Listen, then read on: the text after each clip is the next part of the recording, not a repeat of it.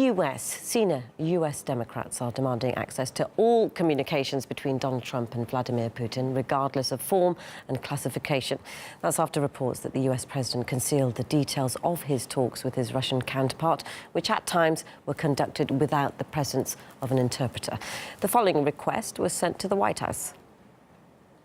The committee's request that by March the 15th, 2019, the department produce all documents and communications, regardless of form and classification, that refer or relate to any communications between President Trump and President Putin. The US Democrats are expanding the investigation into alleged Trump-Russia collusion. The findings of the current Mueller probe into the issue have yet to be made public. Caleb Maupin takes a closer look. There's an old saying among cops and prosecutors: if you throw enough at a wall, eventually something will stick. And this old saying, usually expressed with less polite terminology, seems to now be the mantra of the Democrats in Congress. Jerry Nadler has been selected to lead the charge.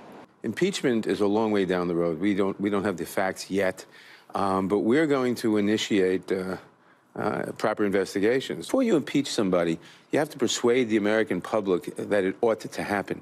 Do you remember the Bob Mueller investigation? That highly expensive 2-year-long probe into allegations that Donald Trump had colluded with Russia? Not too long ago, Democrats had many people convinced that it would be a huge game changer.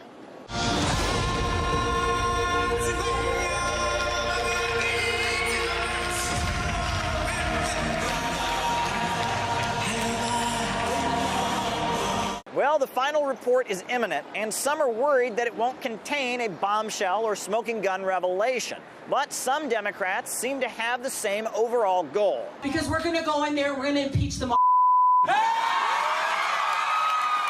81 people have received a letter from the House Judiciary Committee. They plan on following up on every last lead from the testimony of Trump's former lawyer, Michael Cohen. At this point, they are planning to investigate the relations between the White House and Trump's family, the firing of James Comey, foreign trade deals, and much, much more. And it won't just be the Judiciary Committee that is looking into Donald Trump. All you have to do is follow the transcript. If there were names that were mentioned or records that were mentioned during the hearing, we're going to take a look at all of that. The U.S. Constitution lays out procedures for trying and removing a president who is guilty of high crimes and misdemeanors. The idea is to put a check and balance on the executive branch so that it is not above the law. However, it seems that as of late, investigations and impeachment have turned into just another play in the never-ending political football game. Caleb Maupin, RT, New York. The White House has already reacted to the New Democrats' effort, calling it a disgraceful and abusive investigation into tired, false allegations. Former US Republican Congressman Michael Patrick Flanagan thinks that the Democrats need a fresh inquiry, only because the special counsel has failed. The Democrats, knowing that it's not going to be much of a report, are now trying to build their own campaign and continue the activity of Mueller in their own clumsy, imperfect way. And their goal is to take this president down and make sure that he is in no way possibly reelected next year. And so they will do their best to keep this alive. If Mueller was keeping his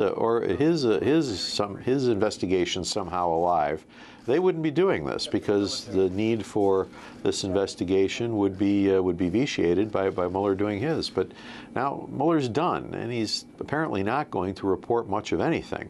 This has the Democrats furious, so they're going to build an investigation that they control, that they run, that they can control the outcome of, and, well, surprise, surprise, it'll have the outcome that they want it to have, and no one will believe it.